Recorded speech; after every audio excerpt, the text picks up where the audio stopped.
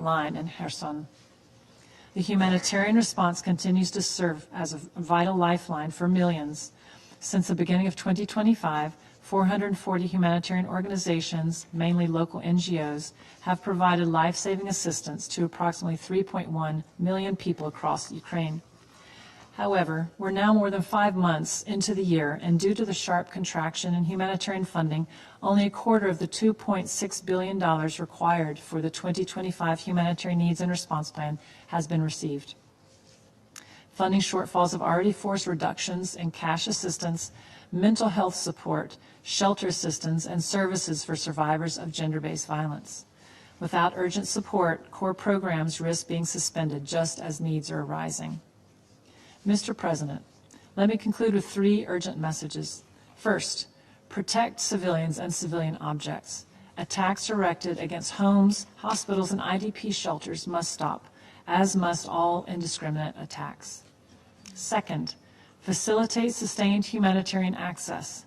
Humanitarian actors must be granted safe, rapid, and unimpeded access to all civilians in need, wherever they are, and regardless of which party controls the territory. We will persist in our engagement with the parties to this effect. The Council and all member states have much influence to exert to ensure both the protection of civilians and unimpeded humanitarian access. Third, support the humanitarian response. Lives depend on it. Every delay costs lives. Every dollar helps us reach the next family under fire with aid, educate the next child out of school, help evacuate people with disabilities, and sustain water in frontline communities. Mr. President, there's no respite for civilians in Ukraine. The bombs do not stop. The trauma does not subside. The needs do not shrink. And so our resolve cannot falter. Thank you. I thank Mrs. Toden for her briefing. I now give the floor to those council members who wish to make statements. And I now give the floor to the representative of Denmark. Thank you, Mr. President. I also thank Under-Secretary General Di Carlo and Director Doden for their briefings.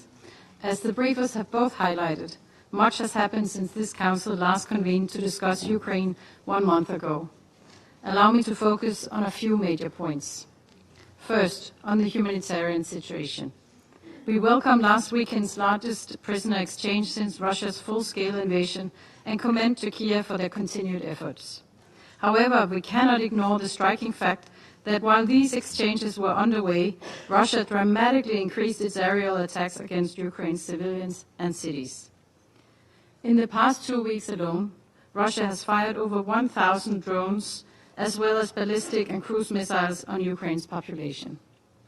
Scenes of Kiev ablaze, of buses hit while evacuating civilians, of children in the wreckage are haunting reminders of the sheer brutality of this war. Even more cynical is the fact that some of these most deadly attacks took place while President Zelensky was himself in Turkey, ready and willing to engage in ceasefire talks. Such an escalation in attacks on civilians is completely incompatible with Putin's claimed desire for peace. As the Danish Prime Minister said on Monday, during the day, Putin talks about negotiations, then he bombs Ukraine during the night. Second, Mr. President, on the efforts to achieve a ceasefire, we have seen the victim of this aggression, Ukraine, repeatedly offer a comprehensive, immediate, and unconditional 30-day ceasefire. Meanwhile, Putin has not engaged seriously in any talks. This playbook is well known by now. When the international pressure increases, Putin offers a symbolic ceasefire of a few days. We saw this for Easter or the 80th anniversary of the end of the Second World War in Europe.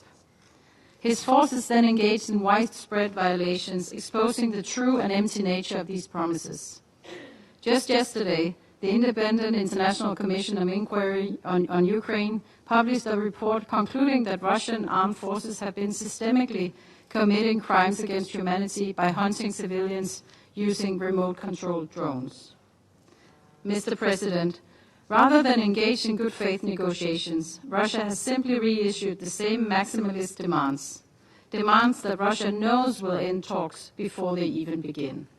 Curbing Ukraine's right to defend itself, violating Ukraine's territorial integrity and international recognized borders, offering no repatriations for the hundreds of billions of dollars of damage Russia has inflicted across Ukraine. Ukraine cannot be expected to accept terms that amount to its full capitulation and subjugation. Let there be no doubt, these demands are completely unacceptable. They are simply distraction, smokescreens to buy time and continue the killing. Mr. President, in closing, it is now high time for Russia to come to the negotiation table to engage seriously. As a start, Denmark calls for an immediate 30-day ceasefire. Denmark will continue to stand with Ukraine until a comprehensive, just and lasting peace in line with the UN Charter is achieved. Ukraine must be free to decide its own future. There must be accountability for the terrible and widespread suffering its people have endured. We cannot and we will not remain silent in the face of this suffering and this dramatic escalation. Thank you. I thank the representative of Denmark for her statement, and I'll give the floor to the representative of France. Monsieur le Président, President, je voudrais tout d'abord remercier la at the secrétaire outset, générale I'd adjointe, like Mme to Rosemary Di Carlo, thank ainsi USG, que Mme Ms. Lisa Rosemary Dalton, Di Carlo, directrice du as well BCH, as pour leurs interventions. Lisa Dalton, Director of OCHA. Thank you for your briefings. Monsieur le Président, President, chaque jour, la every Russie day, choisit Russia de chooses poursuivre son to agression contre continue l'Ukraine. its attack on Ukraine. Aucun discours ne peut masquer cette No évidence. narrative can conceal this Aucune excuse blatant fact. ne There can peut be justifier ce no constat. excuse to justify it. Chaque jour, The les people who personnes are qui meurent dying dans cette guerre day in, sont les day out victimes d'un choix délibéré, in this war are renouvelé, the victims of a injustifiable de deliberate, Moscou. renewed and unjustifiable choice being Le made by cessez-le-feu en Moscow. Ukraine est A demandé ceasefire par in tous, Ukraine is something everyone is Tous. clamoring for. sauf la Everyone Russie. except Russia. Seule la Russie est fait obstacle. Only Russia Il y is a un mois, impeding this dans cette même process. salle, 1 month ago, in en this very présence chamber, du ministre de l'Europe et des Affaires étrangères, with M. the Jean-Noël Minister Barrot, for Europe and Foreign tous les Affairs membres of du France, Conseil de sécurité, Jean-Noël à Barrot, l'exception de la present, Russie, all members of the appelaient à Security mettre fin Council, aux except hostilités. Russia, called for an end to L'Ukraine hostilities. rappelait qu'elle s'est déclarée Ukraine prête, dès le 11 recalled mars, that, à accepter un starting from the cessez-le-feu 11th of immédiat, March, it had been complet ready to et accept an inconditionnel. immediate, complete and unconditional ceasefire. Que s'est-il passé depuis? What's happened since then? L'Ukraine a réaffirmé qu'elle était prête à Ukraine l'arrêt des combats. reaffirmed that it was ready Elle l'a to end redit avec hostilities. constance jusqu'au plus haut niveau The politique. Ukrainians have been saying this Le across président the board, Zelensky l'a réaffirmé including à at the highest Kiev, political level. le 10 President mai, Zelensky avec les reiterated in dirigeants Kiev de on the l'Allemagne, 10th of de la May France, de la this very Pologne et fact, du together Royaume-Uni. with the leaders of Germany, France, Poland and the Une fois UK. encore, Once again, le président russe the a Russian botté en president touche. dodged the issue. Une fois encore, Once again, il a refusé he refused ses to attaques. end his attacks. pour détourner l'attention et prolonger To volontairement le divert carnage. attention and Il a to appelé deliberately à des prolong négociations the directes carnage, he à called for Istanbul, direct negotiations in auxquelles il ne Istanbul, s'est pas rendu. which he did Le not président attend. Zelensky, lui, President l'attendait Zelensky en Turquie. was there in Turkey, waiting for President Personne ne Putin. l'ignore. Aux Everyone propositions de knows this. cessez-le-feu, In la response Russie n'a pas to répondu ceasefire par proposals, l'ouverture de réelles négociations de paix. the Russian Federation did not La véritable respond réponse with de la Russie, a ce sont les willingness to frappes partake in massives qu'elle a conduites real sur peace tout le territoire negotiations. ukrainien les Russia's 23, real response 24 were et massive 25 mai, strikes it faisant plus de undertook 15 on morts Ukrainian territory on the et des 23rd, centaines de blessés. 24th and 25th of May, La in which disproportion over des 50 moyens people employés died par la and Russie hundreds were parle injured. d'elle-même. The disproportionate means being used by Motion de Russia speak for non-action à themselves. Istanbul, In une Istanbul, délégation de moindre niveau, a lower level un nouveau refus du delegation cessez-le-feu from immédiat et Russia inconditionnel attended. et de vagues engagements à A poursuivre les rejection discussions. of an immediate and unconditional Et pendant ce temps, en ceasefire Ukraine, was c'est what un they mépris proposed, and there were affiché vague pour le sort des engagements civils made to et la continue vie humaine. discussions. Whereas from Ce sont des Ukraine, objectifs civils, in délibérément Ukraine, ciblés, we saw on Russia's en part violation du contempt droit international for humanitaire. the fate of civilians and C'est un human nombre record de lives, missiles et with de drones de the combat. deliberate targeting of C'est une civilian objects in inflexibilité violation assumée of du Kremlin IHL, sur ces a record objectifs, number of missiles and alors même que des combat crimes de drones, guerre et des as crimes well as contre l'humanité unabashed sont commis, inflexibility on the part of the tels que Kremlin documentés as it par le pursued its récent objectives rapport at de a la Commission time d'enquête when war crimes indépendante and crimes sur against l'Ukraine. humanity are being committed, as documented Monsieur by le the recent Président, report of the International Commission of Inquiry on Ukraine. Arrêtons-nous un instant President, sur l'adjectif let's inconditionnel, hone in car il on est the essentiel que ce adjective Conseil en ait une unconditional, définition commune. because it's vital for this council to have a common Que veut understanding dire of en what effet that means, a common cessez-le-feu definition. inconditionnel? What does that Cela mean, implique, an comme s'y unconditional montre ceasefire? disposée This l'Ukraine depuis le 11 entails mars, And in fact, d'arrêter les combats Ukraine has shown immédiatement. itself to be willing to do so Sans since the condition 11th of aucune. March. It entails Ce stopping n'est pas, comme l'entend la the Russie, hostilities un immediately arrêt without any conditions. éventuel It is not des the way hostilités Russia sees it. à un That is horizon a indéfini, possible end to qui soit tributaire hostilities de la conclusion d'un accord de with paix, an qui n'est unspecified autre time qu'une frame, capitulation which de l'agressé. hinges on a peace agreement being Que veut signed dire that's débuter tantamount des pourparlers to de paix a capitulation inconditionnels? on the part of the Cela attacked signifie party. accepter de participer à des What discussions does it qui mean, ne sont soumises à starting aucune unconditional peace condition. talks? It means Ce accepting qu'a to fait participate l'Ukraine in à discussions which Istanbul are le not 16 mai, subject to any en conditions. acceptant des This is what négociations Ukraine directes has avec la been Russie, doing and did in Istanbul sans on the 16th exiger of un May, cessez-le-feu accepting préalable. direct negotiations with Russia without Et non, any cela ne veut pas dire prerequisites for a poser ceasefire. des conditions It's maximalistes. not about setting maximalist conditions. C'est pourtant cette dernière interprétation Yet this is qu'a how fait la the Russie Russian à Federation Istanbul le 16 mai, interpreted en exigeant de this l'Ukraine in qu'elle Istanbul retire on the ses troupes 16th of des May, when régions Russia ukrainiennes demanded de for Ukraine Donetsk, to withdraw its troops Zaporizhia, from the Ukrainian Kherson. regions of Donetsk, Luhansk, Zaporizhia, and Rappelons-le Kherson. ici, le 12 Let me octobre repeat, on 2022, the 12th of October l'Assemblée générale des 2022, Nations Unies the a General Assembly of the condamné United la Nations tentative d'annexion condemned illégale de the ces so-called, territoires par la Russie. and I quote, attempted illegal annexation Monsieur of le the Président, aforementioned territories by the la Russian France se Federation. tient prête aux President, côtés de France l'Ukraine stands et de ses ready, partenaires shoulder to à shoulder entrer with dans une Ukraine logique and its vertueuse partners, de discussion ready sur to un plan de initiate paix. in a virtuous process of La France se discussions tient aux about a côtés du peace peuple plan. ukrainien pour lui apporter l'aide France humanitaire stands side by dont il a side besoin. with the Ukrainian people to La provide it Russie n'est with pas the crédible humanitarian en assistance prétendant it négocier needs. de bonne foi The Russian tout en Federation has no intensifiant ses credibility frappes when it contre les territoires claims to ukrainiens. negotiate in good faith, all the C'est while pourquoi intensifying its strikes on le Conseil Ukrainian de territory. sécurité For doit this reason, exiger the un Security cessez-le-feu Council must complet, demand a immédiat complete, et sans immediate, and condition. unconditional ceasefire. Non, la démilitarisation de l'Ukraine The n'est pas une condition demilitarization of préalable, Ukraine ni is un objectif not des pourparlers a de paix. prerequisite, nor is it an objective of L'agresseur the peace ne peut talks. No. exiger, The avant de aggressor mettre fin à son cannot agression, demand que l'agressé for the renonce attacked party à son droit to à la renounce légitime its défense right que to lui confère la self-defense Charte des Nations conferred Unies. upon it by the United Nations Une Charter as a paix prerequisite juste, for the aggressor solide putting an et end to the durable, aggression. telle que demandée à de multiples Just, reprises robust, par and l'Assemblée lasting générale des peace, Nations as Unies, called for on multiple impliquera occasions des by the garanties de General sécurité Assembly, will robustes et entail crédibles robust pour and l'Ukraine. credible security guarantees for L'Ukraine Ukraine. doit pouvoir choisir Ukraine son avenir. should be able Je vous to remercie. choose its future. I thank you. I thank the representative of France for his statement, and I give the floor to the representative of the United Kingdom. Thank you, President. I thank USG DiCarlo and Director Downton for briefing us today. Colleagues, we convene today to address the situation in Ukraine as we collectively mourn the lives lost due to Russia's recent attacks. This weekend saw two of the largest mass air attacks of the war, back to back. Over 3 days, Russia launched over 900 drones and missiles at Ukrainian cities, reportedly resulting in the deaths of 30 people and injuring a further 150. And these deaths were not an accident. Russia's missile and drone strikes struck major urban centres and densely populated regions.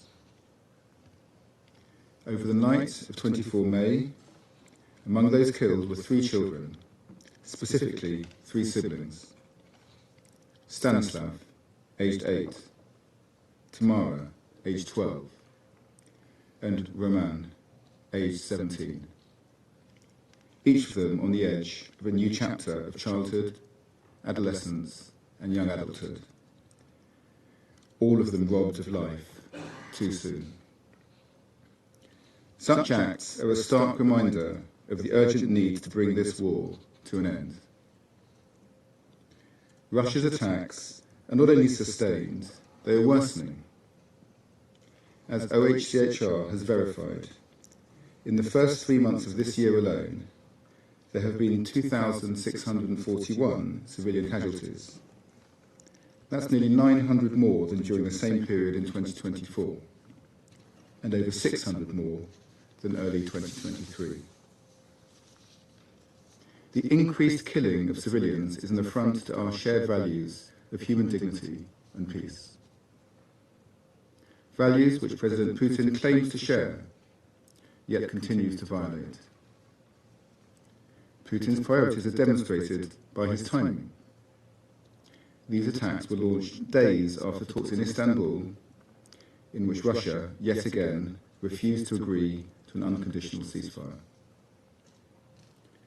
Presented with another opportunity for meaningful progress towards peace, Putin chose war. President, while Ukraine stands ready for an unconditional ceasefire, Russia sustains its aggression. And once again, innocent civilians are paying the price. Russia's actions speak much louder than its words. So we call on Russia to comply with international law, including the UN Charter, and to stop the killing of innocent civilians. Russia's unrelenting invasion of its sovereign neighbour will only redouble our resolve to help Ukraine defend itself and to use the necessary measures to restrict Putin's war machine.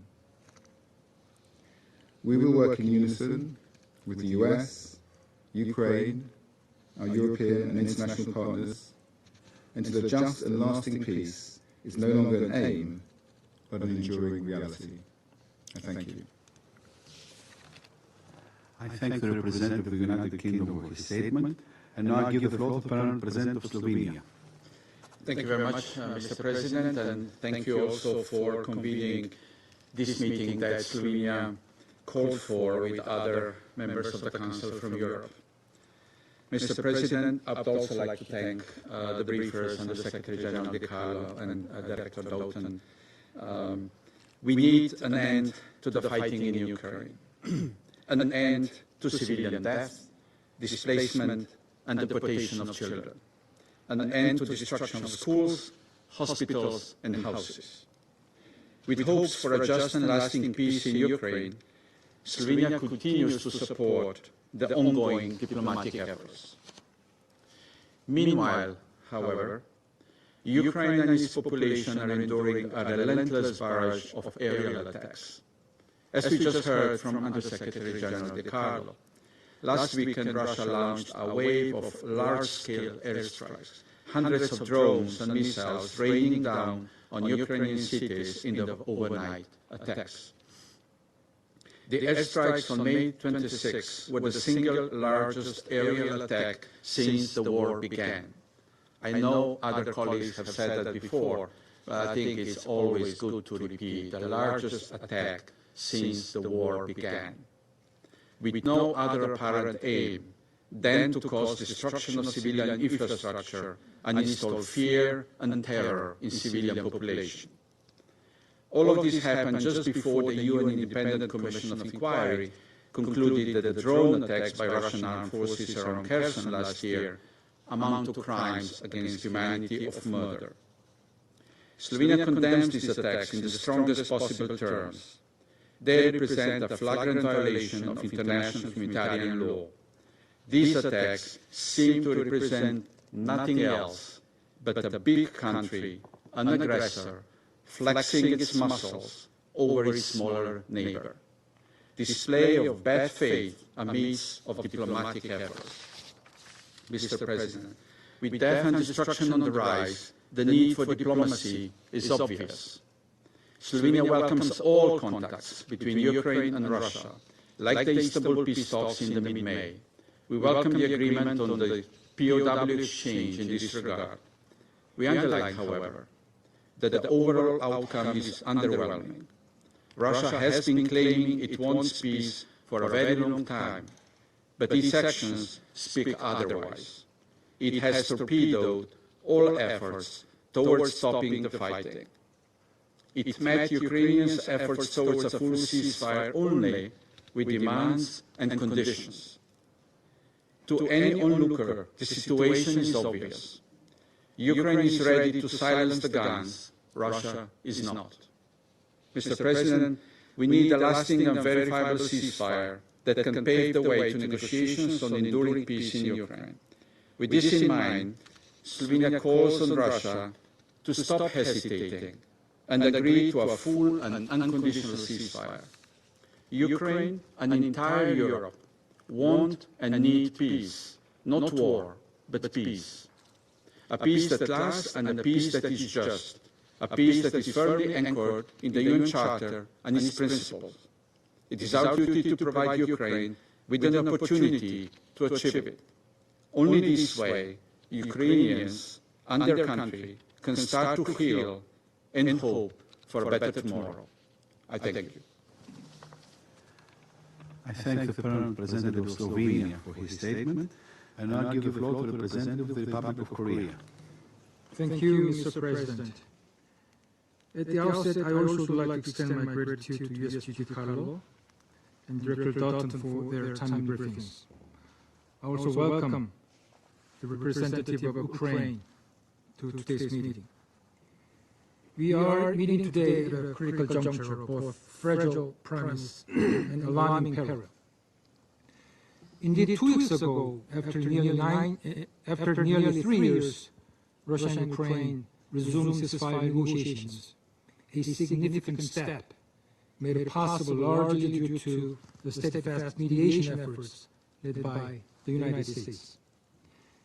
Of particular note, both sides agreed to the exchange of 1,000 prisoners each, and this swap was successfully concluded on Sunday. This was one of the largest humanitarian measures since the onset of the war, offering deep solace to countless families who have endured prolonged separation. We earnestly hope that this will serve, however small, as a stepping stone toward building trust between the two warring parties. However, the path toward comprehensive and lasting peace still appears distant. As today's briefers have already explained in detail, just days after these negotiations, Russia launched hundreds of sustained, large-scale drone and missile attacks across Ukraine, killing and injuring innocent civilians and destroying homes, schools, and other infrastructure. Let us be clear once again that these unjustifiable attacks serve as a grim reminder the words alone will not stop the war, only action will. We reiterate that such massive and indiscriminate attacks against civilian infrastructure constitute clear violations of international humanitarian law. Mr. President, Ukraine has already stated its agreement to a full and immediate ceasefire. It is now Russia's turn to demonstrate its true sincerity and political will, not just through words, but through concrete actions. The reality is that negotiations cannot proceed in good faith while missiles and drones are continuously bombarding Ukraine cities. Partial or fleeting time constraints will not suffice. What is needed now is a complete and immediate cessation of hostilities. That is the only way to protect civilians and create the space for lasting diplomacy. We can no longer afford any further delay. Mr. President, as we have consistently emphasized, the war in Ukraine is not a distant or irrelevant conflict for the Republic of Korea. The large-scale transfer of arms and the deployment of 15,000 North Korean troops constitute a flagrant violations of multiple resolutions and the UN Charter. This collusion between Russia and North Korea not only seriously undermines international law and global norms, but also deteriorates global non-proliferation regime and directly threatens the lives and the security of innocent people in both Ukraine and the Korean Peninsula. Regrettably, it is no longer surprising that North Korean ballistic missiles are being used to kill and injure civilians in Ukraine. Furthermore, potential military assistance from Russia to North Korea and the combat experience being acquired by North Korean troops pose a serious and growing threat to the people of the Republic of Korea as well. As such, the illegal military cooperation between Russia and North Korea, in blatant violation of multiple UN Security Council resolutions, must cease immediately. Mr. President, we urge all members of this Council to speak with one voice to demand an immediate and a full cessation of hostilities and to insist the negotiations proceed in a manner that upholds the UN Charter and the international law. The longer this war continues, the harder it will be to repair the damage to lives, to livelihoods, and to international peace. In this connection, we implore the international community to maintain the momentum needed to continue to push for an end to this senseless war, ensuring that both a ceasefire and peace are ultimately achieved. I thank you, Mr. President. I thank the representative of the Republic of Korea for his statement, and now I give the floor to the representative of Pakistan. Thank you, Mr. President. I thank Under-Secretary General DiCarlo and Ms. Lisa Doughton for their insightful briefings. Pakistan remains deeply concerned by the devastating humanitarian and security consequences of the Ukraine conflict that has been raging for over 4 years now. Despite the hopeful momentum generated by diplomatic initiatives, including Security Council Resolution 2774, ceasefire understandings, and negotiations facilitated by the United States, Saudi Arabia, and Turkey, we are alarmed by the recent reports of intensification of hostilities. This escalation, marked by increased attacks on civilians and civilian infrastructure, undermines the fragile progress achieved through painstaking diplomacy. Mr. President, I would like to make the following 3 points in this context. First, the protection of civilians and civilian infrastructure is a fundamental obligation under international law, including the international humanitarian law. Pakistan deplores the targeting of civilians and civilian infrastructure under any pretext. All parties to conflict must uphold these principles without exception. Second, military means cannot resolve this conflict. Every day of continued hostilities deepens the suffering of civilians, distancing the parties further from a negotiated settlement. Pakistan reiterates its firm belief that only dialogue and diplomacy can deliver sustainable peace. Third, the fragile foundation of peace laid down by the diplomatic efforts needs consolidation. We welcome the direct talks between the Russian Federation and Ukraine, including agreements on prisoner exchanges, as steps in the right direction. However, these efforts are being overshadowed by the worsening situation on the ground. Diplomatic channels must not be abandoned in favor of escalation. Instead, the parties must redouble their commitment to dialogue, building on the existing frameworks to achieve a durable ceasefire, leading to a lasting solution. In this context, we take note of Russia's offer to hold a second round of direct negotiations in Istanbul and hope that the two sides could make further progress in bringing this protracted conflict to an end. Mr. President, Pakistan's position on the Ukraine conflict has remained clear and consistent. From the outset, we have advocated for an immediate de-escalation to prevent further loss of life, urged all sides to follow meaningful negotiations addressing mutual security concerns within the framework of the UN Charter, supported inclusive and constructive diplomacy involving key regional and international stakeholders to pave the way for a just and lasting peace. In closing, Mr. President, Pakistan reiterates its firm support for a peaceful resolution of this conflict. The alternative, a continued conflict with no end in sight, serves no one's interests. Pakistan stands ready to support all efforts towards a peaceful resolution anchored in the principles of the UN Charter, international law, the relevant multilateral agreements, and which addresses the legitimate national security interests of all sides. I thank you. I thank the representative of Pakistan for his statement, and now give the floor to the representative of the United States. Thank you, Mr. President. And I'd like to thank Undersecretary DiCarlo for her briefing, and thank Director Doughton for her intervention.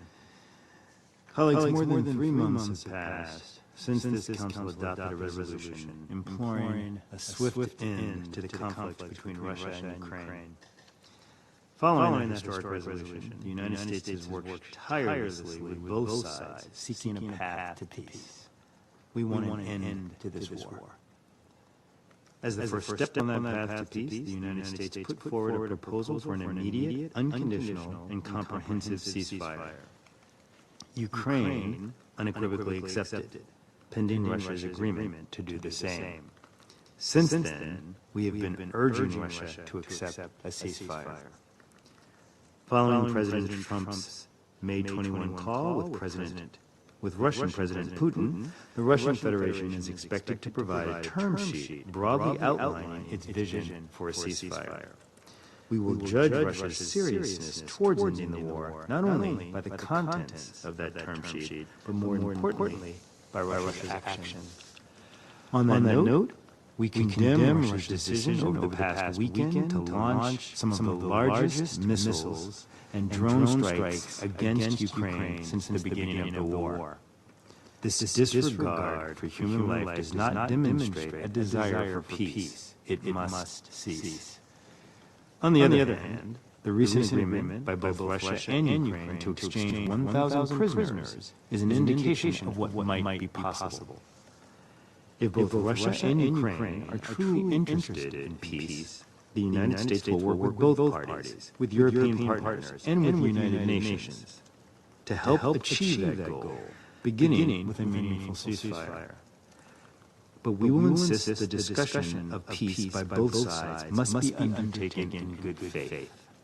If Russia makes the wrong decision to continue this catastrophic war, the United States will have to consider stepping back from our negotiation efforts to end this conflict. To be clear, in doing so, we would not be abandoning our principles or our friends. Rather, we would be recognizing Russia's refusal to work with us toward a desirable outcome. As President Trump has made clear, we want to work with Russia, including on this peace initiative and an economic package. There is no military solution to this conflict. The deal on offer now is Russia's best possible outcome. President Putin should take the deal. The alternative, continuing to wage the war, would not be in anyone's interest, including Russia's. Doing so would continue to damage Russia's economy, military resources, national security, and international reputation. Additional sanctions on Russia are still on the table. President Trump has emphasized from the beginning that this war was a strategic mistake and should never have happened. Time is not on the side of anyone who would prolong it. We will call on both Russia and Ukraine to make the difficult, historic decision to pursue peace. The responsibility of ending this war ultimately lies with them. If one side proves unable or unwilling to do so, it will own the consequences. Thank you, Mr. President. I thank the representative of the United States for his statement. And now give the floor to the representative of Algeria.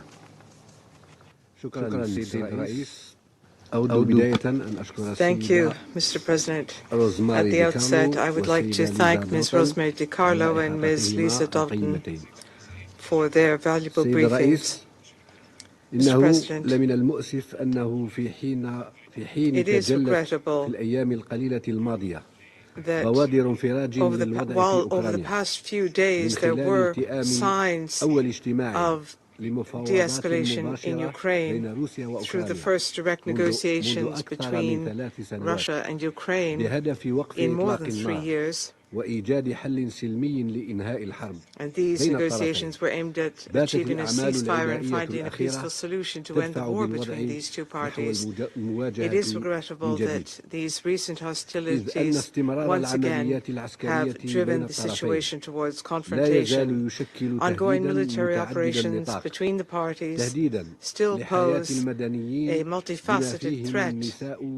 They pose a threat to civilians, including women, children, and the elderly, and they pose a threat to infrastructure, including social infrastructures and vital facilities. This undermines any diplomatic effort aimed at ending this protracted war. In this regard, we would reaffirm our full condemnation of attacking and targeting civilians and civilian infrastructure. This is a blatant violation of international law and of international humanitarian law. Mr. President, Algeria has always expressed its concern about the military escalation between the parties. That escalation has only led and will continue to lead to the loss of more innocent lives, and it will endanger the safety and security of civilians and will destroy vital institutions such as healthcare, education, and energy facilities, without mentioning the serious repercussions on the food and energy systems. This will continue to impact the entire world, particularly developing countries. Among these developments, Algeria renews its call on both parties to refrain from escalation and military confrontation and to put an end to human suffering and to fully adhere to the provisions of international humanitarian law. That law holds the parties responsible for protecting civilians. Algeria also reiterates its appeal to both sides to prioritize constructive dialogue and consultations and to focus efforts on advancing negotiations and improving opportunities for reaching consensus, while at the same time overcoming and removing obstacles hindering this process. Moreover, Algeria urges all parties to reject polarization, which will only widen the divisions and undermine mediation efforts. They need to adopt approaches aimed at strengthening inclusive and constructive dialogue to prevent a return to escalation and further aggravation between the two parties. In this regard, Algeria welcomes the many ongoing efforts to facilitate dialogue between the two sides and to bring their divergent views closer together. These efforts were recently reflected in the direct meeting between the two parties in Istanbul, Turkey. We also welcome the prisoner exchange agreement reached during the same meeting. This is an important step, and it is a tangible example of the benefits of constructive dialogue and the possibility of fostering mutual understanding and consensus between the two parties. By way of conclusion, Algeria reaffirms its commitment to supporting all international efforts aimed at finding a peaceful, fair and lasting solution satisfactory to both parties, and that is based on the purposes and principles of the UN Charter and which takes into account the legitimate security concerns of both sides. Thank you, Mr. President. I thank the President of Algeria for his statement, and now I give the floor to the President of Somalia. Thank you, Mr. President. My delegation thanks USG Carlo and Director Duncton for their briefings. Mr. President, the current development serves as a reminder of the ongoing volatility in the region and the far-reaching consequences for civilian populations and infrastructure.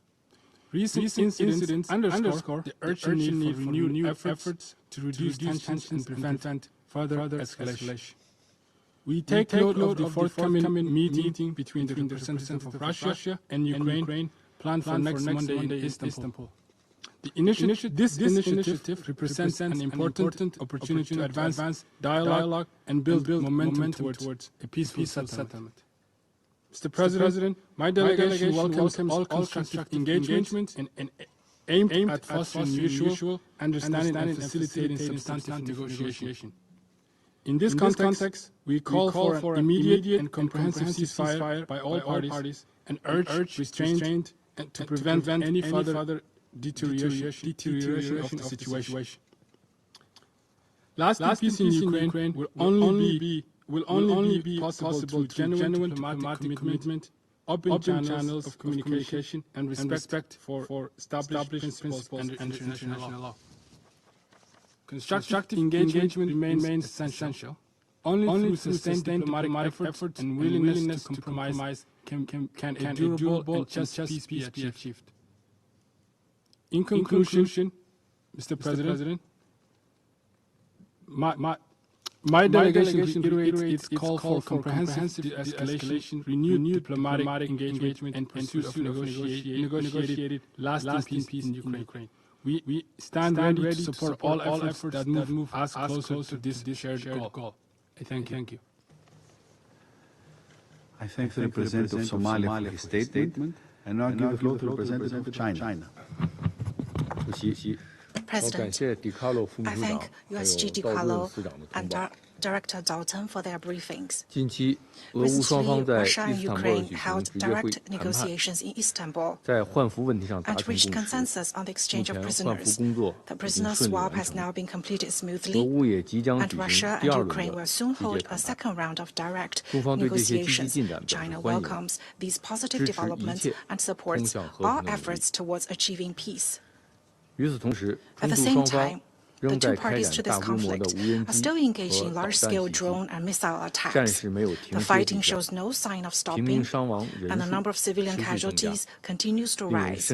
This pains our hearts and is deeply worrying. It fully shows that the Ukraine crisis involves complex dynamics and problems and cannot be resolved overnight. Here I wish to make 3 points. First, parties concerned to the conflict should demonstrate political will, maintain the momentum of peace talks, address the root causes of the crisis through dialogue and consultation, and reach a fair, lasting, and binding peace agreement acceptable to all parties concerned, so as to ultimately realize a political settlement. Second, parties to the conflict should real earnest abide by international humanitarian law and refrain from attacking civilians and civilian infrastructure under all circumstances. Both sides should make concerted efforts and take active measures to cool down the situation on the battlefield. Third, the international community, especially important stakeholders, should increase their reasonable cause for a ceasefire to end the fighting and for promoting peace talks, and should create a positive atmosphere and enabling conditions and provide necessary assistance to facilitate a political solution to the crisis. President, China's position on the Ukraine issue is consistent and clear. Since the start of the crisis, we've been calling for a dialogue, negotiation, and a political settlement, and we remain fundamentally guided by the 4 principles put forward by President Xi Jinping. Our position is that the sovereignty and territorial integrity of all countries should be respected, that the purposes and principles of the UN Charter should be abided by, that the reasonable security concerns of all parties should be taken seriously, and that all efforts for peace should be supported. China has stayed in contact with both Russia and Ukraine and has been working consistently to promote peace talks. China, together with Brazil and other countries of the Global South, initiated the Friends of Peace Group on Ukraine crisis, which aims at building international consensus and promoting peace efforts to facilitate a political solution to the crisis. On the 13th of May, China and Brazil issued a joint statement on the Ukraine crisis, supporting direct dialogue between Russia and Ukraine, and stating the expectation of the start of fruitful negotiations between the parties concerned to build greater consensus and realize a political settlement. Together with the Global South and the international community, China will continue playing a constructive role for achieving real peace. Thank you. I thank the representative of China for his statement, and now give the floor to the representative of Panama. Gracias, señor presidente. Thank you, Mr. President. Panamá considera Panama believes that it was interesting to call for this meeting given the critical turn of events in the conflict in Ukraine. We are grateful to Ms. Rosemary DiCarlo, USG for Political and Peacebuilding Affairs, and Ms. Lisa Doughton, Director of Financing and Partnership Division, OCHA, for their briefings and their valuable contributions. We acknowledge the presence of representatives from the delegation of Ukraine, Czechia, Estonia, Poland, and Iceland, and the European Union. Panama reiterates its alarm at the protracted war in Ukraine, which continues to lead to the loss of human life, countless injured and displaced. As we have said on this and on other occasions regarding conflicts, relentless attacks against the civilian population, in those circumstances we urgently call for compliance with IHL. We therefore condemn recent attacks which, according to available reports, Russian forces carried out with missiles and drones for 3 consecutive nights on the 24th, 25th, and 26th of May in Kyiv and other regions against civilian population and infrastructure. According to a communique by the High Commissioner Volker Turk, these attacks caused the death of 14 civilians, including 3 children, and injured some 88 people, of which 11 were children. A generation of children have been traumatized by the sound of air raid sirens and by the loss of their loved ones. This is a collective failure for humanity. Similarly, over the past weekend, a large number of long-range drones were launched against the Russian Federation by Ukrainian armed forces, injuring at least 11 civilians, according to Russian authorities. Panama reiterates its call for an immediate cessation of hostilities in unconditional respect for life, security, and dignity of the civilian population, and in respect of the sovereignty and territorial integrity of Ukraine. Resistance to a ceasefire is causing suffering for the civilian population, who is being held hostage by sustained attacks, and this has led to an increase of IDPs. According to figures from the United Nations Office for the Coordination of Humanitarian Affairs, by the beginning of 2025, there were more than 3.6 million IDPs. Political and diplomatic efforts have led to the start of efforts aimed at talks towards a peace process. It is therefore essential to continue with diplomatic efforts and to create a climate of trust and ongoing dialogue, and to abstain from any actions which will perpetuate the conflict and jeopardize the opportunities for a political settlement. Similarly, the ability to negotiate in order to find points of convergence demonstrated in the recent repatriation of prisoners of war is a practice which must continue, always in accordance with the principles of IHL. Mr. President, the repercussions of this conflict are felt as well on the global economy and supply chains, exacerbating the many crises we as developing countries face, and therefore the international community needs to support any initiative leading to a peaceful solution.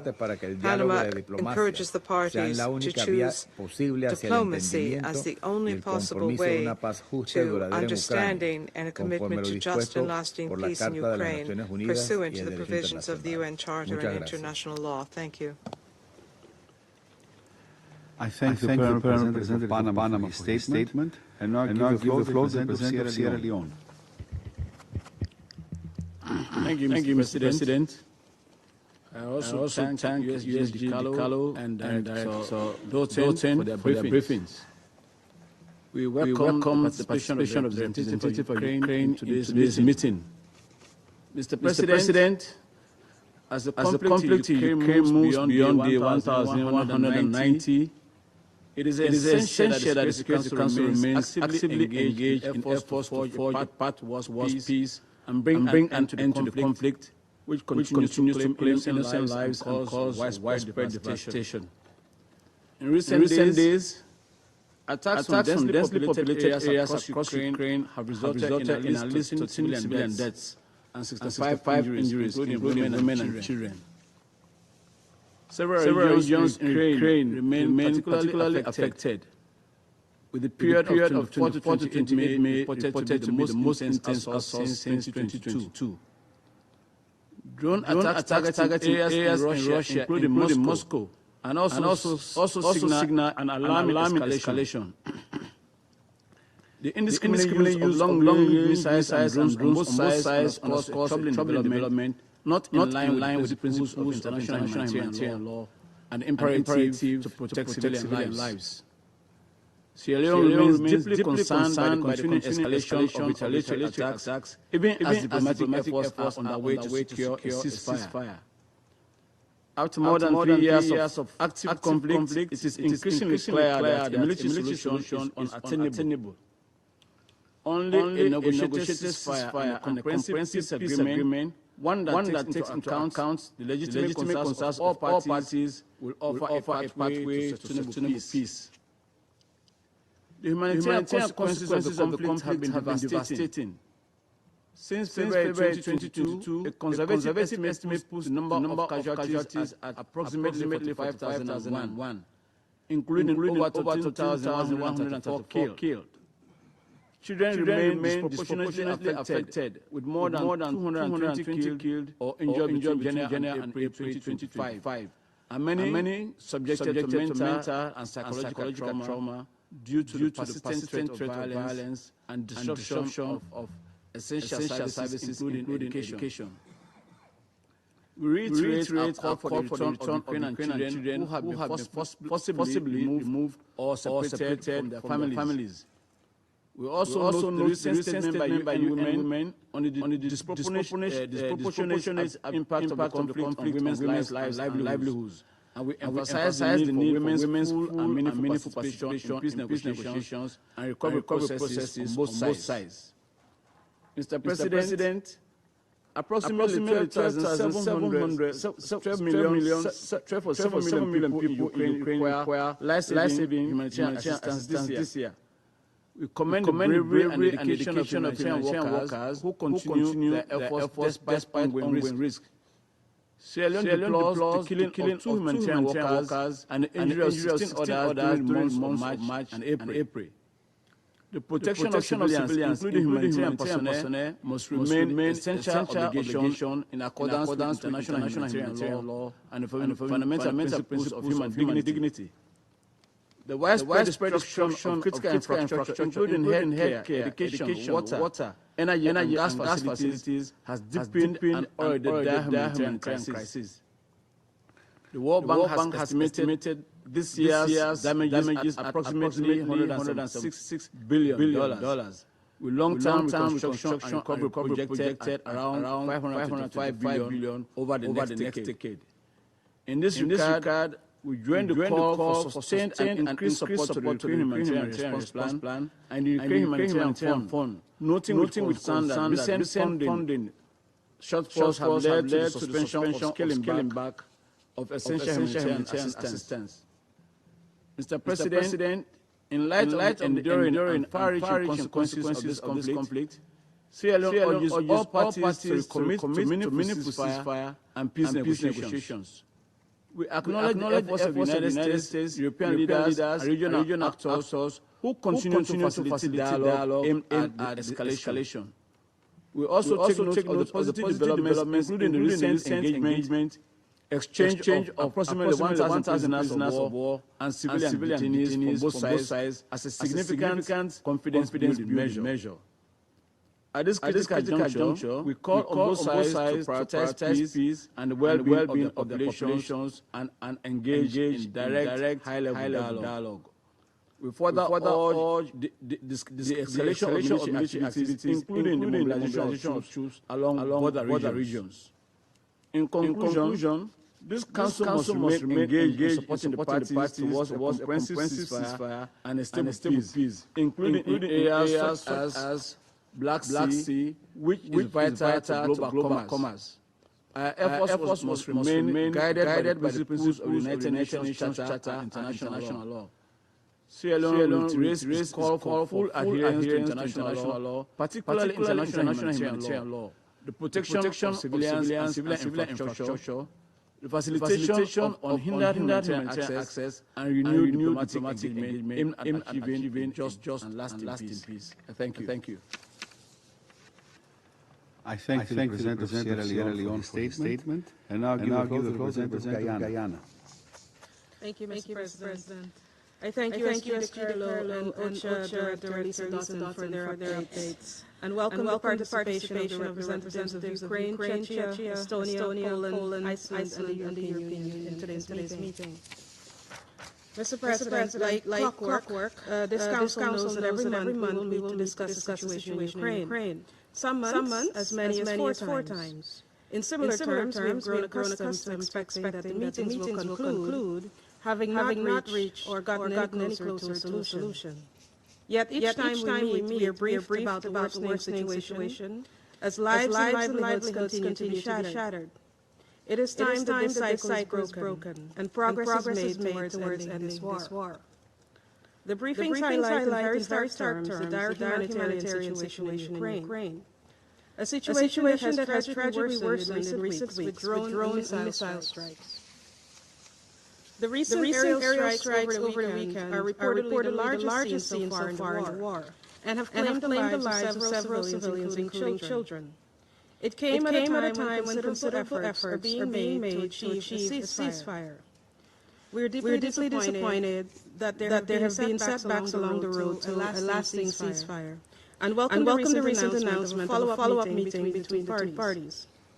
We took positive note of the first meeting between Russian and Ukrainian officials in Istanbul on May 16, which resulted in the exchange of 1,000 prisoners on each side.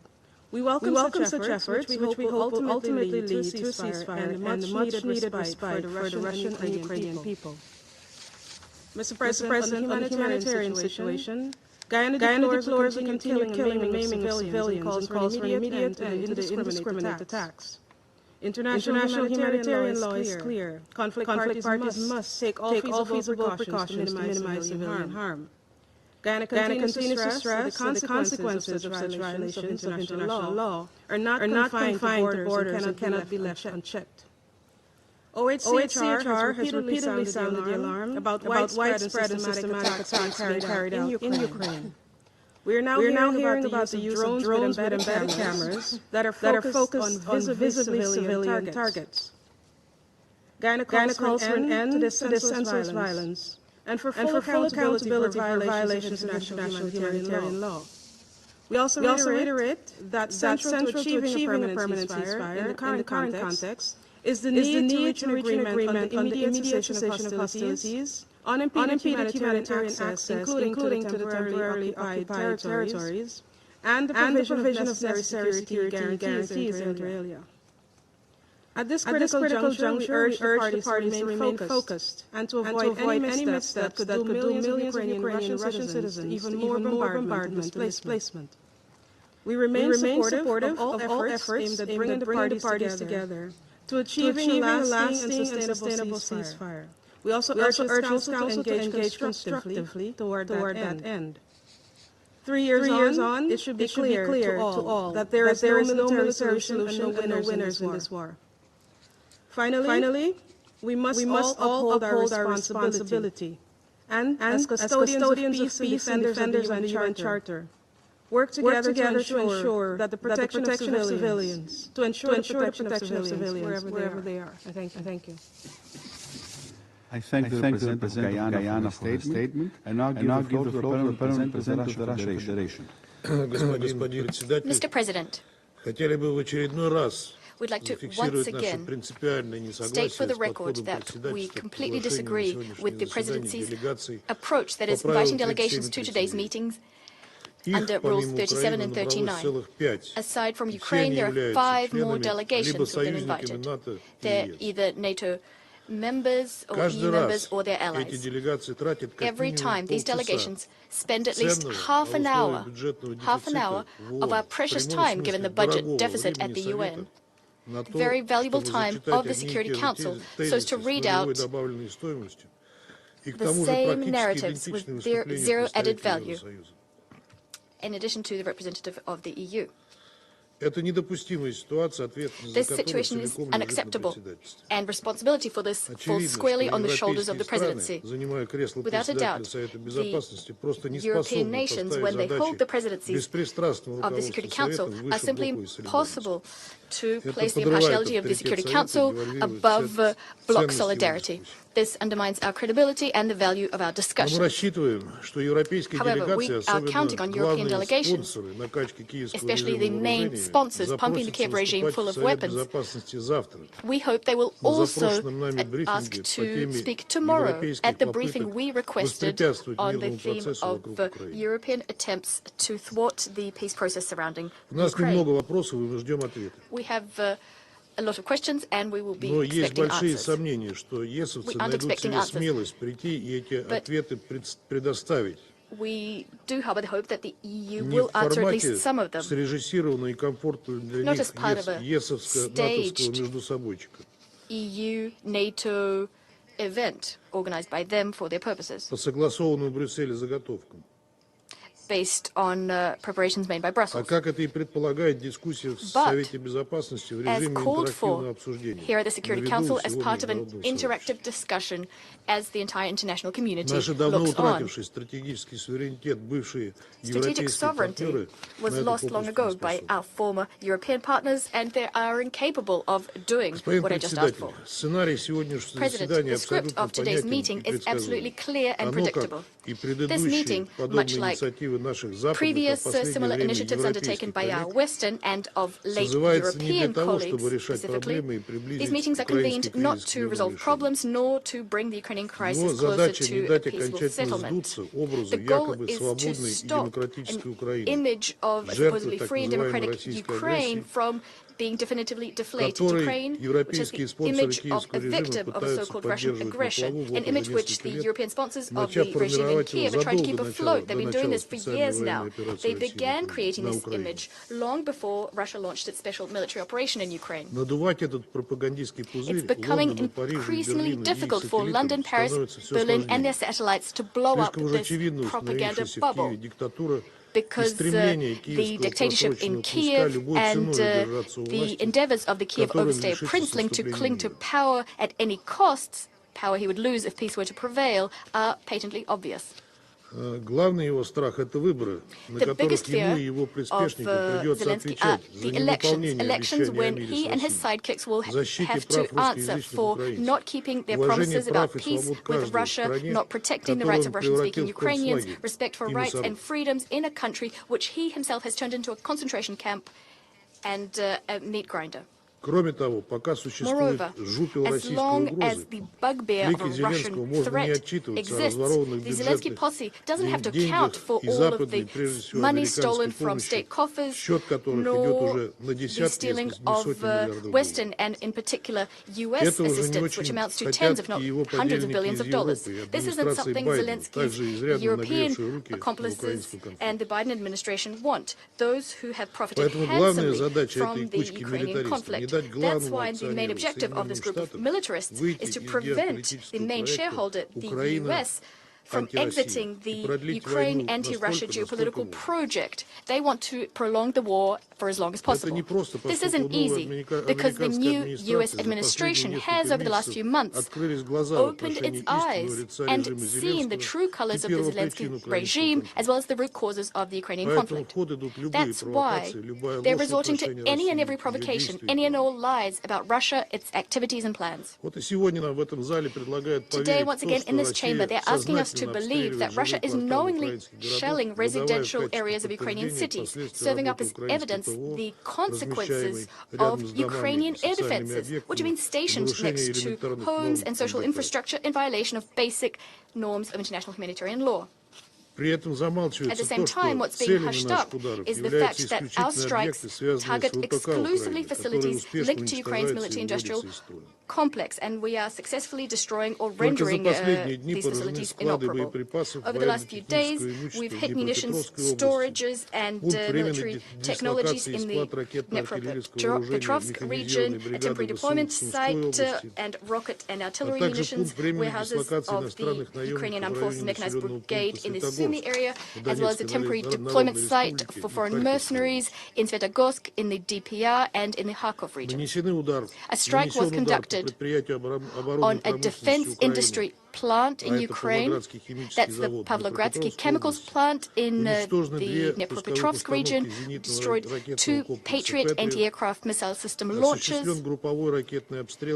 Rockets were fired on an unloading and storage area containing military equipment and munitions in Odessa port. This resulted in the destruction of roughly 100 containers containing important components for uncrewed vessels, UAVs, as well as munitions.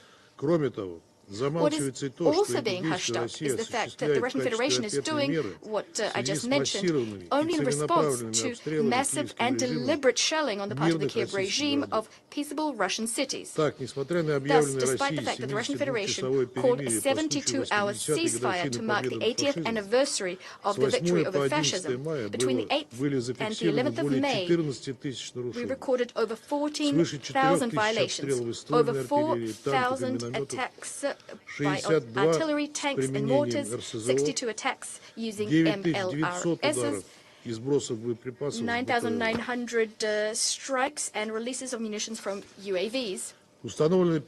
We recorded 5 attempts to break through Russia's state border in the Belgorodskaya and Kursk regions, as well as 37 attacks waged by the Ukrainian armed forces. In those 3 days, an aggression was waged by Bandera's followers, which claimed the lives of 6 Russian civilians and at least 17 people were injured. It's very telling that the most massive attacks by UAVs on civilian objects in Russian cities, including Russia far removed from the front line, were waged by Kiev after we saw nascent progress towards peace. Specifically, they waged these attacks after direct Russo-Ukrainian talks in Istanbul were resumed and set a course towards an end to the conflict. Between 8 p.m. on the 20th of May and 8 a.m. on the 27th of May, what was destroyed and intercepted is 2,331 UAVs launched from Ukraine, including 1,465 which were outside the area where we're conducting this special military operation. Regrettably, as a result, there were civilian casualties, including women and children. On the 22nd of May, due to an attack on the village of Pantelimonovka in the Donetsk People's Republic, 8 people were wounded. On that very same day, in the Vasilyevsk municipality in the Zaporizhia region, owing to a UAV strike, a woman died. She was born in 1990. 4 children were wounded. The Ukrainian armed forces also struck civilian objects in the city of Lvov in the Kursk Oblast using HIMARS, and 16 people were wounded, including 2 children.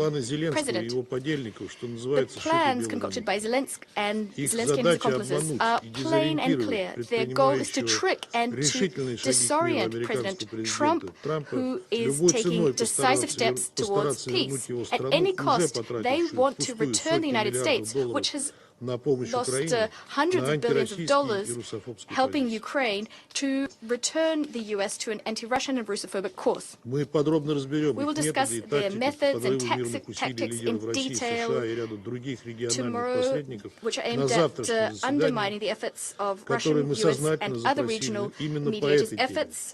We'll do this tomorrow, as we requested a topic on the specific, a meeting on the specific topic. We won't do that now. What I will say now is that promoting Ukrainian and Western lies about Russia is becoming increasingly difficult, because the actual actions of the Kiev regime, its deliberate choice, that is war, and the for the suffering of their citizens speak volumes. What's also absolutely clear are the peace initiatives and concrete steps being taken by the Russian leadership. We intend to continue pursuing this course, as well as to continue a serious, direct negotiations process with Ukraine, which Ukraine itself suspended in April 2022, egged on by the British Premier Boris Johnson and like-minded Russophones. The outcome of this process should be a decision, or rather a solution, which would reliably address the root causes of the Ukrainian conflict and the threats to the security of my country emanating from Ukraine. Ukraine has been invited to meet in Istanbul on the 2nd of June and to discuss the content of our memoranda regarding approaches to the negotiation process. While Kiev continues attempting to prolong the war and to provoke Russia, striking at residential and civilian infrastructure on our territory, while they do that, we will continue our special military operation and we will continue destroying objects linked to Kiev's military capabilities. No new anti-Russian sanctions, nor deliveries of weapons to Ukraine or any other hostile steps vis-à-vis Russia will be able to prevent the inevitable military defeat of the Zelensky regime. The ball is in Ukraine's court. Either peace following talks followed by peace, or the unavoidable defeat of Ukraine on the battlefield with different conditions for the conflict's end. I thank you. I thank the representative of the Russian Federation for the statement. I shall now make a statement in my capacity as representative of Greece. I would like to thank Undersecretary Director Dalton for the detailed briefings. Colleagues, it has already been a month since the Council was last season of the war in Ukraine. One would hope that in the meantime, peace talks under the US-led initiative would have borne tangible results. After all, the United States and Ukraine agreed to a full, immediate and unconditional ceasefire almost 3 months ago, and all parties of the war, including Russia, have declared their intention to achieve a peaceful settlement. Yes, this ceasefire is still eluded on Russian responsibility. Instead of building on the promise of peace, there has been a continuation of deadly attacks in May, while noting that April, according to verified data of the Human Rights Monitoring Mission in Ukraine, becomes a deadly month not only for Ukrainian civilians in general since September 2024, but particularly for children since June 2022. As the UN Humanitarian Coordinator has stressed, across Ukraine, no place is safe. We echo the Secretary General condemnation of the latest attack and join our voice with the overwhelming majority of the UN membership, which in multiple General Assembly resolutions have demanded the cessation of hostilities and the return to peace in full respect for international law and the UN Charter. Greece condemns any targeting of civilians and civilian infrastructure as a clear violation of the basic tenets of international humanitarian law and demands accountability for the perpetrators and justice for the victims. In this regard, we commend the role of UN agencies such as UNICEF for the multifaceted support of civilians, and in particular to children, as well as the tireless efforts and courage of humanitarian workers who have also suffered increased casualties these last months. Colleagues, regrettably, peace efforts culminating in the attempts at direct bilateral negotiation on May 16 did not produce any breakthrough. On the contrary, they have so far further confirmed the Russia's intransigence. At the same time, the agreement for the larger exchange of prisoners of war and civilian detainees between the two sides since the start of the war is a welcome development and the only tangible deliverable of the negotiation. In closing, let me reiterate that Greece's stance through this 39th month of war has been principled and consistent in favor of international law, including international humanitarian law and the principle of the UN Charter. In that respect, we reiterate that a full, immediate and unconditional ceasefire should remain our first priority on the way to our ultimate goal of achieving, firstly, a permanent cessation of hostility, secondly, a just, comprehensive and lasting peace achieved through inclusive diplomacy in line with the UN Charter and international law that upholds Ukraine's sovereignty, independence and territorial integrity, and thirdly, security guarantee that will prevent the recurrence of war. I thank you. I resume now my functions as President of the Council, and I now give the floor to the representative of Ukraine. Thank you, Mr. President. I express gratitude to the Greek presidency for convening today's Security Council meeting, and thank you, Di Carlo, and OCHA's representative, Ms. Dowson, for substantive briefings.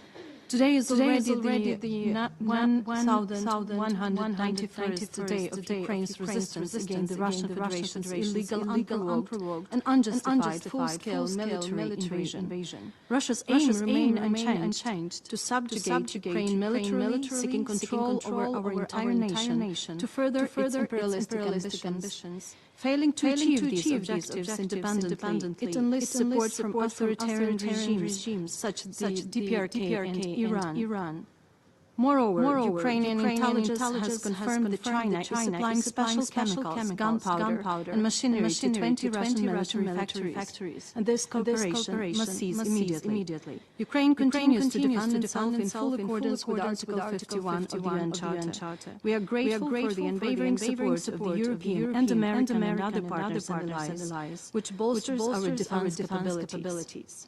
Simply put, Ukraine did not initiate this war, nor do we desire its continuation today. On its part, Russia could end its aggression at any moment, but persistently rejects all credible paths to peace. Mr. President, Ukraine has consistently demonstrated commitment to diplomacy and remains open to any format that can yield tangible results. We supported the U.S. proposal for a 30-day full interim unconditional ceasefire agreed upon in Jeddah on 11 March. Ukraine firmly believes that at least 30 days long ceasefire must be the first step towards negotiations on just and lasting peace. We reaffirmed this proposal multiple times, but Russia consistently refuses to accept it. Russia's actions clearly indicate its unwillingness for peace. On 20 April, despite media reports of Russia's alleged readiness for so-called Easter ceasefire, Russian forces carried out 1,882 shelling attacks, conducted 33 multiple launch rocket system strikes, and deployed 957 kamikaze drones against Ukraine. Russia again declared solely through media channels its readiness for a ceasefire since 8 till 10 May. In practice, it launched 115 airstrikes, dropped 197 guided aerial bombs, carried out 12,100 shelling attacks, including 187 by multiple launch rocket systems, and targeted civilian infrastructure with 7,300 kamikaze drones. This is what Russia's so-called ceasefire entailed. On 10 May, Ukraine, alongside European leaders from France, Germany, Poland, and the United Kingdom, supported by the US and other partners, called Russia again to agree to a 30-day ceasefire. The collective will of Ukraine and its partners was clear. If the Russian Federation refused, robust sanctions would be imposed on Russia, particularly targeting the energy and banking sectors. Russia's response was to reject an unconditional ceasefire and demand direct negotiations with Ukraine in Turkey. We are not afraid of talks. We are for constructive talks. President of Ukraine, Volodymyr Zelensky, was ready for a personal meeting with Putin because only Putin decides the strategic issues of war and peace in Russia.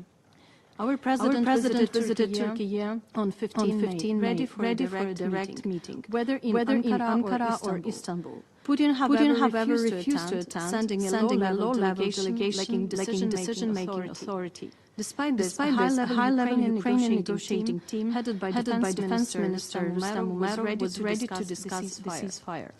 Notably, Russian delegation mostly consisted of the same individuals it had sent to Istanbul in 2022.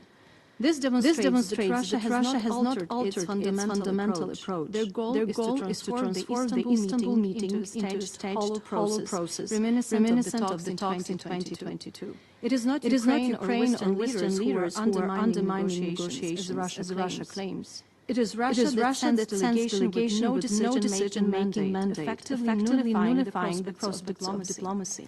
The only positive result of the meeting in Istanbul is an agreed exchange of prisoners of war in the format 1,000 for 1,000, implemented on 25th May. Overall, if one set aside all Russian nonsense, historical statements, provocations and the like, the Russian plan to present the Istanbul meeting as a continuation of March 2022 has failed. This is a completely new dynamic. The conditions for and realities are different now. In order to overcome the current diplomatic stalemate, there is a need for a meeting at the leaders' level. President Zelensky has repeatedly reaffirmed his readiness to meet with Putin at any time and at any mutually agreeable location. We will continue to insist on an unconditional and complete ceasefire for at least 30 days as the only viable foundation for the success of any further discussions and steps. However, Russia is now trying to buy time in order to continue its war and occupy more Ukrainian land. It continues to intimidate and terrorize Ukrainian civilians by attacking the critical infrastructure and residential areas. All of this sends a clear signal. Russia does not desire to end this war and is neither willing nor ready for genuine negotiations. Russia's actions warrant full-scale pressure to limit its military capabilities and to push it toward real peace. The Istanbul meeting and its follow-up cannot and will not serve as an excuse not to increase pressure on Russia. On the contrary, it is proof of why such pressure is urgently needed. The strength of this pressure is inversely proportional to the Russians' willingness to be constructive and embark on a genuine peace process. Mr. President, the Russian Federation continues to escalate its brutal and systematic attacks on civilians across Ukraine. Day and night, Ukraine endures relentless waves of deadly drone and missile strikes. In May, their scale and intensity have reached unprecedented levels of devastation. On 24th and 25th May, the Russian Federation executed one of the largest combined assaults since the onset of its full-scale aggression, launching 83 missiles of various types and 548 drones against civilian targets across Ukraine. The attacks killed at least 12 civilians and dozens of others. In the Zhytomyr region, an airstrike on a residential neighborhood killed three siblings from one family. 8-year-old Stanislav, 12-year-old Tamara, and 17-year-old Roman. On 26 May, Russia launched its largest drone attack since the beginning of the full-scale invasion, using 355 attack drones, along with 9 cruise missiles targeting civilian areas, again killing and injuring civilians and damaging or destroying residential buildings and civilian infrastructure. In just these 3 days, Russia launched over 900 attack drones, along with ballistic and cruise missiles. Russian terror against civilians continues every single day. Today, Russia launched an airstrike on the village in the Zaporizhzhia region, using guided bombs. The attack killed at least 2 civilians and injured 3 others. More than 50 homes are damaged and 5 were destroyed, and nearly 600 households lost electricity. These strikes lack military logic, and aggressive state is gaining nothing. They are clearly intended to terrorize the civilian population, inflict widespread destruction, and reflect a blatant disregard for international humanitarian law and a profound contempt for diplomacy. They also represent a deliberate political decision, Putin's decision to continue his war of aggression. Each such terrorist attack justifies the imposition of new strengthening sanctions against the Russian Federation. The silence of the international community only emboldens Putin. These ongoing attacks underscore the urgent need for continued and expanded support to protect Ukrainian civilians from indiscriminate violence. We are deeply grateful to every partner and ally assisting Ukraine in strengthening our air defense capabilities. The timely delivery of air defense systems saves lives. Ukraine welcomes the recent report by the UN Commission of Inquiry in Ukraine, which for the first time documents Russia's systematic drone attacks against civilians in the Kherson region. This inhuman tactic of terror has continued for a long time and must not go unpunished.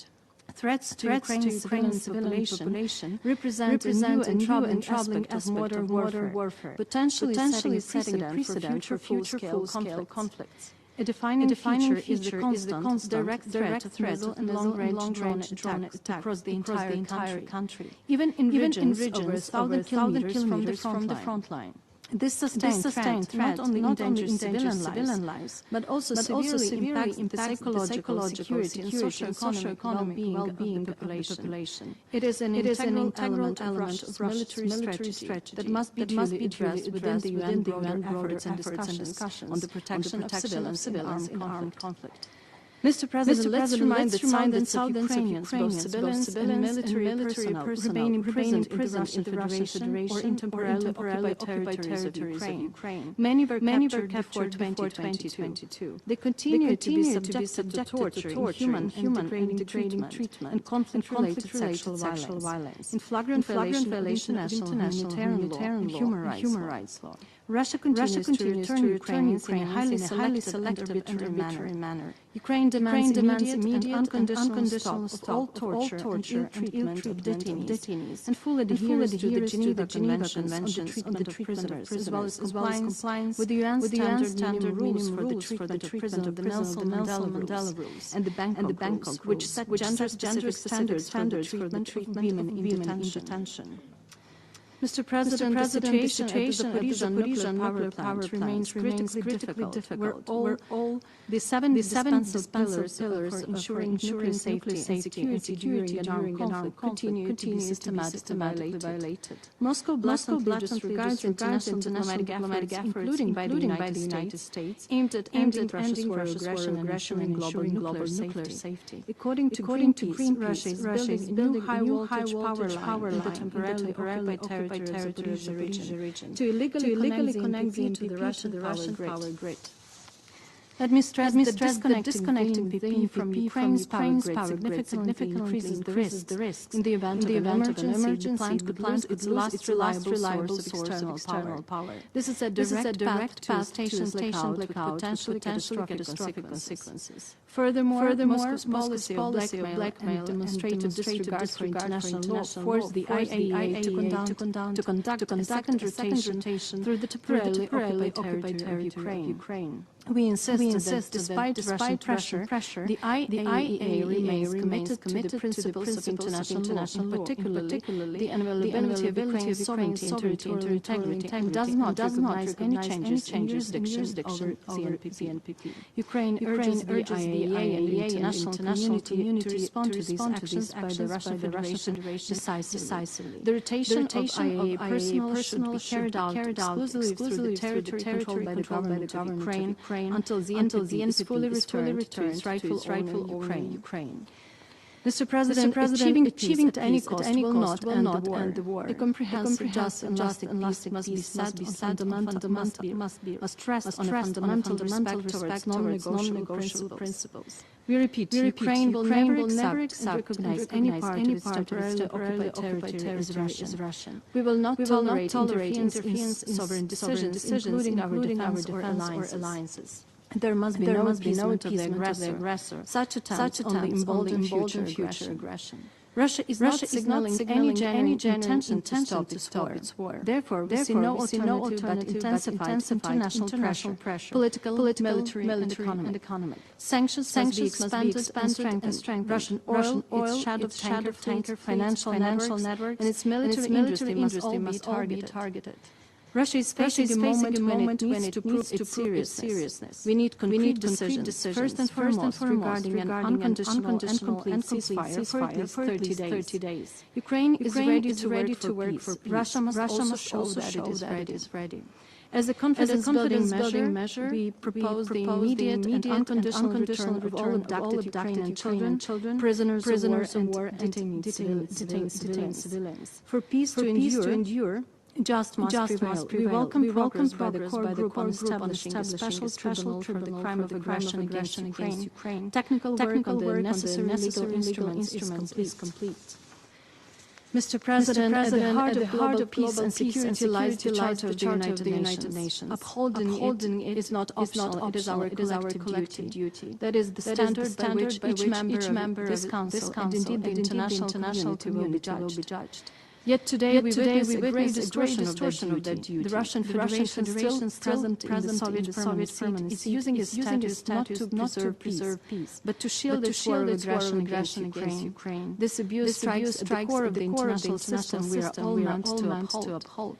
Ukraine, for its part, seeks a just and lasting peace, one rooted in the principles of the UN Charter and reinforced by binding long-term security guarantees. Peace cannot rest on words alone, and particularly because words do not work with Moscow. It requires concrete steps, an immediate and just ceasefire, sustained diplomatic engagement, and the establishment of a credible security architecture centered around effective security guarantees for Ukraine that will prevent the recurrence of aggression. This is why Ukraine is working with all partners, the United States, the European Union, and all international partners, to build a broad-based principled coalition for peace. But to succeed, the international community must act with unity and resolve. Now is not the time for hesitation. Now is the time to increase coordinated pressure, not merely to influence the course of Russia's aggression, but to bring it to a close and to secure peace for all our future generations. I thank you. I thank the representative of Ukraine for her statement. And now give the floor to the representative of Czechia. Well, thank you, Mr. President. Let me begin by thanking the Greek presidency of the Security Council for convening this important meeting. We stand at a critical juncture, a moment that demands we decide whether the senseless killing and suffering of civilians in Ukraine shall continue, or whether we shall finally see an end to Russia's illegal and unprovoked invasion now in its 12th year. The choice before Russia is stark and simple. No amount of diplomatic sophistry or propaganda can obscure this fundamental question. Is Putin's Russia prepared to end the death and suffering it has inflicted upon Ukraine? Ukraine has demonstrated its commitment to peace through action, not merely words. President Zelensky has repeatedly stated Ukraine's readiness for an immediate unconditional 30-day ceasefire and the commencement of talks to end this war permanently. No strings attached, no preconditions. Meanwhile, Russia continues to play for time. When Russia's president suggested direct talks, Ukraine's president without hesitation, ready to meet his counterpart face to face. Yet while Ukraine stretches out its hand, the Kremlin bides its time. I invite you to draw your own conclusions about who genuinely seeks peace and who perpetuates killing and suffering. The past several days have reminded us yet again of Russia's true intentions. We have witnessed the relentless escalation of aerial attacks against Ukrainian cities that kill innocent civilians, including children, and devastate civilian infrastructure with calculated cruelty. The time has come to end Russia's invasion of Ukraine. Czechia joins others in calling upon this Council and the wider international community to help create the conditions for a just and lasting peace in Ukraine. A peace that upholds the UN Charter and all relevant General Assembly resolutions. Ladies and gentlemen, cannot be dictated by the aggressor. Ukraine's sovereignty, territorial integrity, and right to choose its own future must be guaranteed. Mr. President, the path forward is clear. The choice is Russia's to make. The world is watching. End the invasion, respect international law, silence the guns, sit down at the table in good faith, and this now. Thank you, Mr. President. I thank the representative of Czechia for her statement, and now give the floor to the representative of Estonia. President, I have the honor to speak on behalf of three Baltic states, Latvia, Lithuania, and my own country, Estonia. We align ourselves with a statement by the European Union. I would like to thank briefers for valuable input. President, there hasn't been a day since the beginning of the Russian aggression has not bombed Ukraine. Even this last weekend, while Russia claims that it is actively pursuing peace, it conducted the most intense wave of aerial attacks against Ukraine since the beginning of the aggression. using roughly 1,000 drones and missiles to deliberately attack civilians and civilian infrastructure. This terror should be condemned by all who claim to stand for peace and justice. President, since Russia's aggression, Ukraine has repeatedly expressed its unwavering commitment and political will to reach a comprehensive, just and lasting peace in line with the UN Charter, international law, and relevant General Assembly resolutions. Ukraine agreed to a full and unconditional ceasefire proposed by the United States. President Zelensky expressed readiness to meet with Putin to discuss peace. But Russian side ignored this opportunity, sending a sham delegation to the meeting instead. We see Kremlin dragging its feet and using all sorts of fabricated excuses, while raising already unreasonable demands even further, making it clear that Moscow has no interest in agreeing to a real ceasefire in Ukraine. How long do we have to endure this drawn-out routine, all the while Russia keeps implementing its genocidal policy? For how long? These attacks are not madness, but a deliberate attempt by Russia to eradicate any hope Ukrainians have. Russia is adapting the tactics of the Nazis, who systematically bombed London in 1941, with sole aim of making the British population feel terrified, hopeless, and force its leaders to surrender. The Nazis failed, and so will Russia. President. Kremlin is trying to convince all of us, the United States in particular, that our support to Ukraine is futile. Russia is calculating by demonstrating its ability to harm and bleed Ukraine. It can also paralyze our political will to support Kiev. However, Russia's assessment seems to be as adequate as was the original expectation to overrun Ukraine in 3 days. However, Russia's aggression, imperial zeal can only be curbed by increased joint international pressure. Pressure to force Russia into peace in Ukraine and cease Russian aggression once and for all.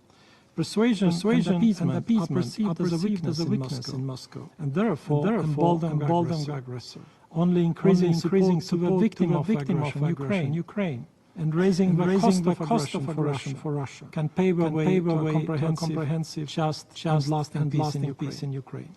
Full accountability is an integral part of any just peace. By establishing a special tribunal on Russia's crime of aggression against Ukraine, under the auspices of the Council of Europe, we bring to justice those individuals who have committed heinous crimes. President, we welcome the talks in Istanbul between Ukraine and Russia on 16th of May, and the subsequent exchange of prisoners of war. We call on Russia to immediately proceed with an all prisoners swap, as Ukraine proposed a long time ago. The testimonies of the returned Ukrainian prisoners of war are consistent with the UN reporting on the widespread abuse and torture conducted in revived Russian Gulag prison network. We therefore urge Russia to respect international law and the Geneva Conventions, stop torture, starvation and ill-treatment of prisoners of war, and ensure the access to adequate medical assistance. Finally, President, we continue to stand by Ukraine and reiterate our collective effort aimed at reaching a comprehensive, just and lasting peace in Ukraine, in line with the UN Charter, international law, and relevant General Assembly resolutions. I thank you. I thank the Permanent Representative of Estonia for his statement, and now I give the floor to the Representative of Poland. Mr. President, at the outset, let me thank the Greek presidency for convening this important meeting and for accepting our request to participate in it. I also would like to thank the distinguished briefers for their insights.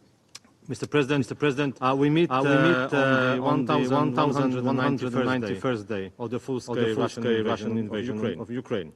From the very first day, Poland, along with the other UN members, has been appealing for putting an end to the Russian war against Ukraine.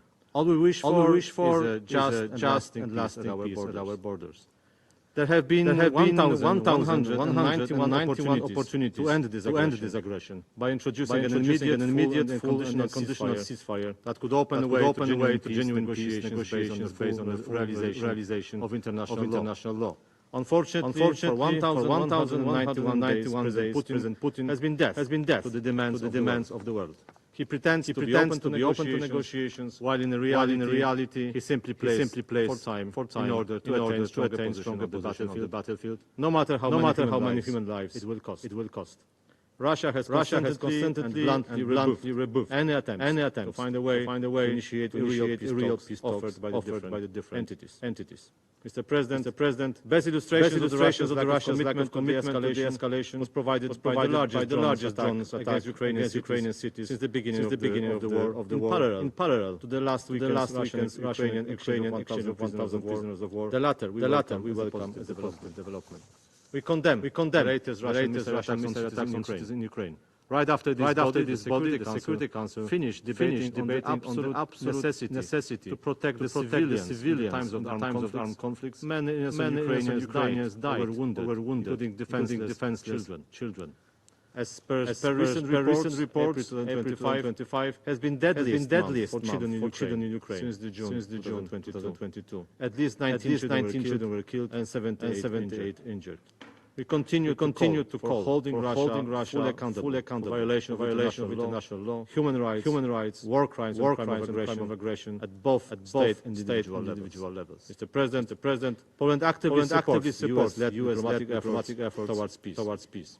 To be sustainable, it must be just, comprehensive and based on the UN Charter and its provision of sovereignty, territorial integrity and the equality of states. And it must be accompanied by security guarantees not for Russia, but for the future without Russian attacks, not only against Ukraine, but also against other European countries. In conclusion, Mr. President, Poland will remain determined to continue a multifaceted support for Ukraine, including through financial, humanitarian, military and diplomatic means, for as long as it takes to help Ukraine exercise its inherent right to self-defense. Such resolve in face of the unprovoked illegal invasion remains the joint obligation of the international community. And I thank. I thank the Permanent Representative of Poland for his statement, and now I give the floor to the Permanent Representative of Iceland.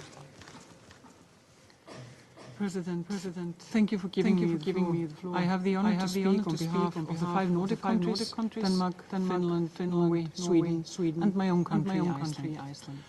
Let me thank the briefers today for their substantive and solemn briefings.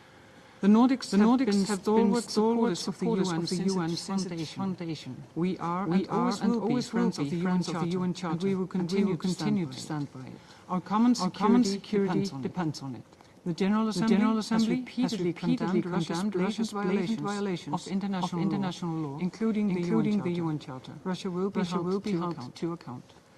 No one wants an end to this war more than Ukrainians. We have joined Ukraine and international partners, including the US, in calling for a full, unconditional ceasefire, to which Ukraine has already committed 2 months ago. A ceasefire would end suffering and allow for meaningful talks. It is now for Russia to reciprocate. Instead, Russia prevaricates. Instead, Russia continues to launch waves of attack on Ukrainian cities, which in the last 5 days have caused at least 160 casualties. Yet again, innocent children are paying the price for Russia's brutal war. The humanitarian coordinator in Ukraine has said that no place is safe. This is on top of many months of targeted attacks on civilian infrastructure, residential neighborhoods and energy facilities. All this at enormous cost in lives, destruction of property, and with total disregard for Russia's obligations under international humanitarian law. Russia could end this war tomorrow. Instead, it continues to pursue maximalist aims. Russia has consistently claimed there are so-called root causes behind its war against Ukraine, as if it were somehow forced to act. But this is a false narrative. Russia made a deliberate choice to invade a sovereign nation, an unprovoked act in blatant violation of international law. Ukraine and the Ukrainian people have shown themselves to have extraordinary reserves of courage to provide resistance. They have prevailed for over 3 years and 3 months. All peace-loving countries that value the rule of law, international law, including the UN Charter, must unite to support Ukraine's struggle. And there can be no justification for continuing material political support to Russia. It must stop now.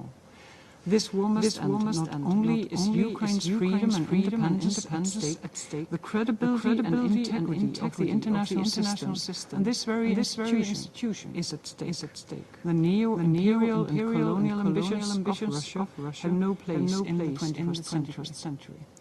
We reaffirm our commitment to Ukraine's sovereignty, independence, and territorial integrity, and will stand with Ukraine for as long as it takes, as we hopefully move closer towards a comprehensive, just and lasting peace based on the UN Charter and international law.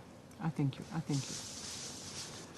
I thank the Permanent Representative of Iceland for his statement. I now give the floor to His Excellency Stavros Lambrinidis, Head of the Delegation of the European Union to the United Nations. Please. Mr. President, the candidate countries Montenegro, Albania, Ukraine, the Republic of Moldova, Bosnia-Herzegovina, and Georgia, as well as Andorra, Monaco, and San Marino aligned themselves with the statement. President, the EU reiterates its resolute condemnation of Russia's war against Ukraine, which constitutes a manifest violation of the UN Charter. I would like to thank PPA and OCHA for the clear statements on the consequences of this war of aggression against Ukraine, and for the critical efforts in leading the United Nations political and humanitarian engagement in Ukraine. Colleagues, after countless council meetings to address Russia's war of aggression against Ukraine, where we have repeated our core concerns and messages time and again, we should all be able to agree on at least one thing now, that a full and unconditional ceasefire is what is needed now as a necessary condition for meaningful peace discussions. Many of you have called repeatedly for a ceasefire on several occasions and in different formats. Many have done so while stressing the importance of an end to this war grounded in the UN Charter, international law, and respect for Ukraine's sovereignty and territorial integrity as applicable to all UN member states. Now is the time to make this a reality. End this illegal war and suffering, and achieve a comprehensive, just and lasting peace in Ukraine in line with the UN Charter and international law. We welcome all efforts towards achieving such a peace. We as Europeans, together with Ukraine, have been working tirelessly to this end. The European Union joins Ukraine, the United States, and other international partners in calling for a full and conditional ceasefire of at least 30 days. This pause in hostilities would serve as a vital step towards reducing civilian suffering and allow for further exchanges of prisoners and the return of abducted children. It would also provide space for meaningful talks aimed at ending Russia's war of aggression and achieving a comprehensive, just, and lasting peace. Ukraine has repeatedly demonstrated its readiness to accept a comprehensive and immediate ceasefire without preconditions, committing to such a step months ago. President Zelensky traveled to Turkey for direct talks with Russia's president, which unfortunately never materialized.